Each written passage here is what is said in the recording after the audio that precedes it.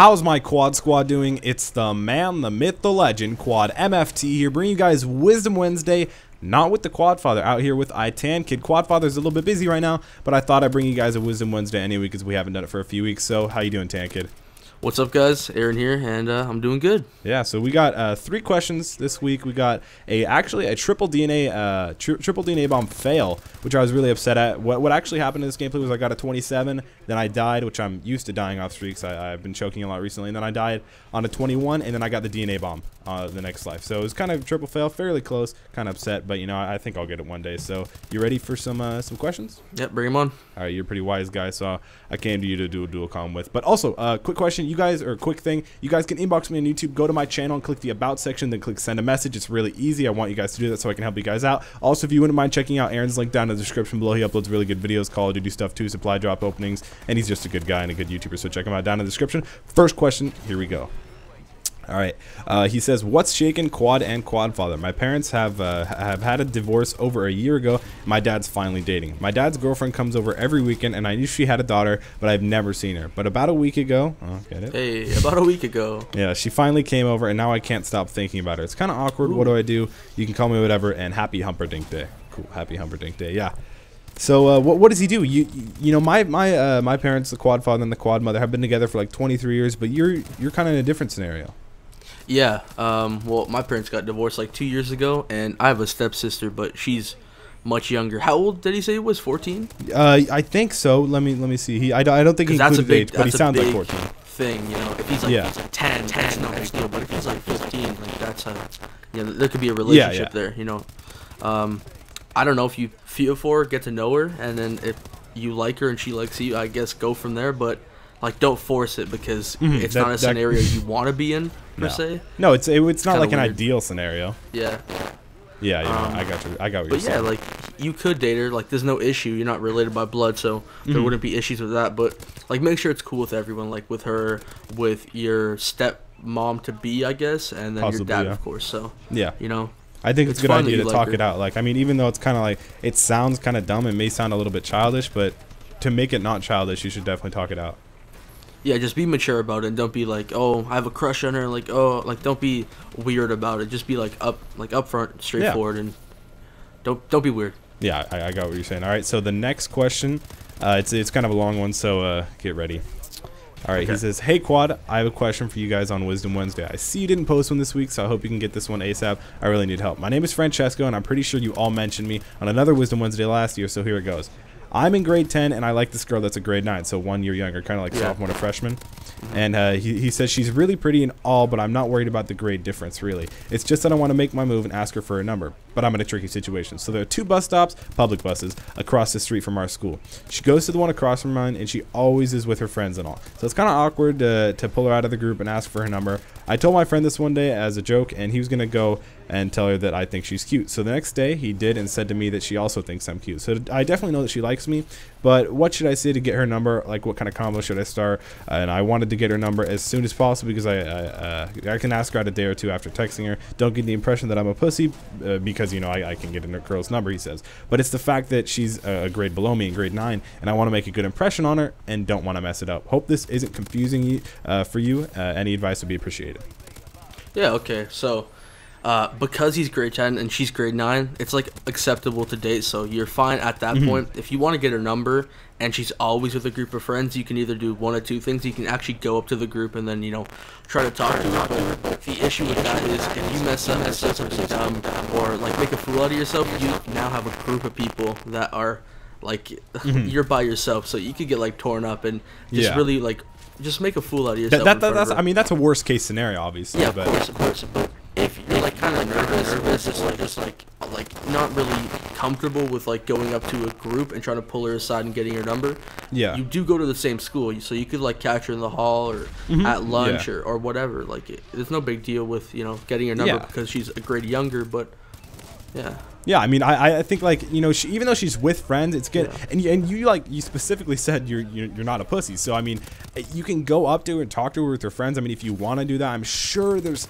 even at the slightest opportunity, there's going to be some scenarios where she's going to be alone, which you're going to hopefully take advantage of because it sounds like you like this girl and she sounds like she likes you too. So I think you could completely go for this. Like, there's nothing really stopping you guys.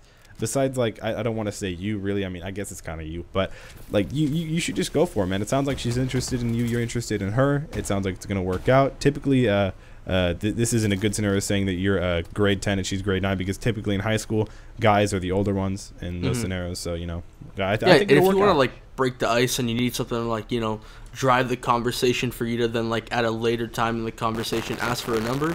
If you have a class or you have a similar class with her or like the same subject, ask for help on something or just bring something up that you can relate to, because if you like sports and she doesn't, you talking about sports, you're not going to get anywhere with her. But if you bring up something that you're on like an equal playing field with, you know, like she likes it, you like it, and you bring it up, you know, like a quick little conversation, make small talk, then you're fine. But you know, just don't embarrass yourself. That's number one. Like, especially if you're going up to the group of people. But just, you know, it's just finding something completely mutual between you guys. Like finding something you share in common. Like, you'd be surprised how many relationships start with just sharing a class with somebody.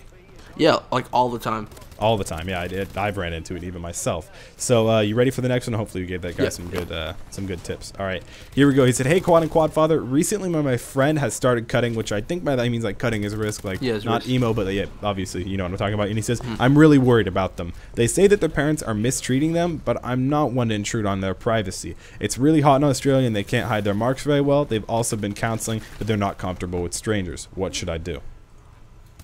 Ooh.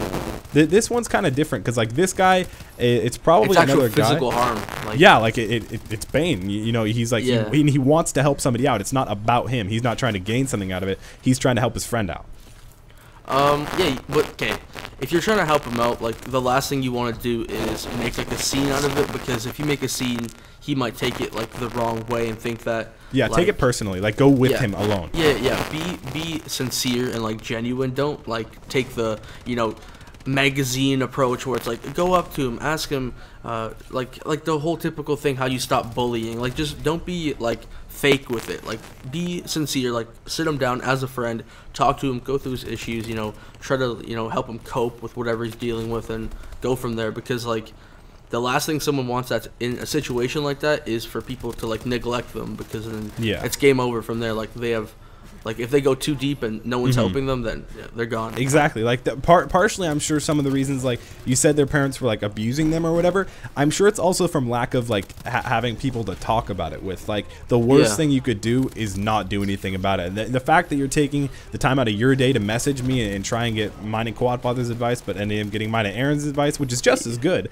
It's really like, it shows that you're trying to help, and I'm proud to have people that are like that, who like are part of, you know, like my group, the Quad Squad. Like, it's cool to see people like that. Like, you're going out of your way, and I think like what you should actually do is take him, her, whatever it is, to go and sit them down and talk to them personally about what's going on and get to know the situation they're in, because they want that. Like, that it kind of sounds like they're lacking like attention. And I'm not saying they're doing it for attention, but I'm just saying like just giving them a small amount of attention like could make a huge difference. And make sure when you like pull them aside, it's not in like a public setting where like a scene could be made.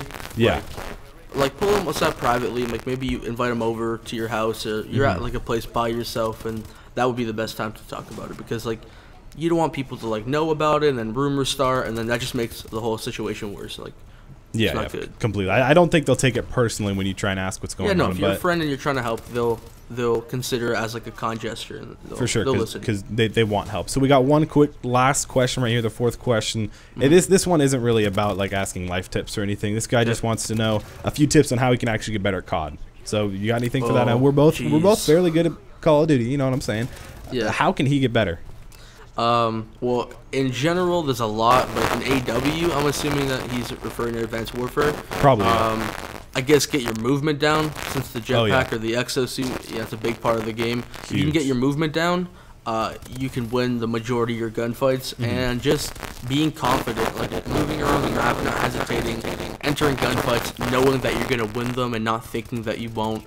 And playing just, the game a lot too, playing smart in general, you know, watching videos, watching streams, looking up guides, just doing what you can to like educate yourself on scenarios and in the game, and just, you know, prepare yourself for like possible things that might happen, and you'll be good from there.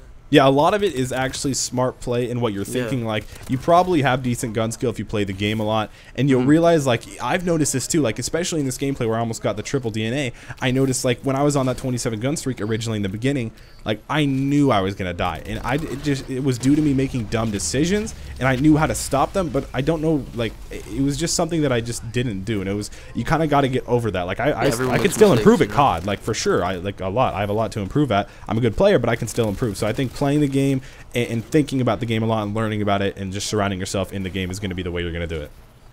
Yeah, for sure. So hopefully you guys enjoyed this video and this gameplay. I hope Aaron and I gave some good advice. Make sure to check out his channel down in the description below. Great guy. It's been Quadmft. Don't forget to drop a like, subscribe, and join the Quad Squad. And I'm Matty 5000.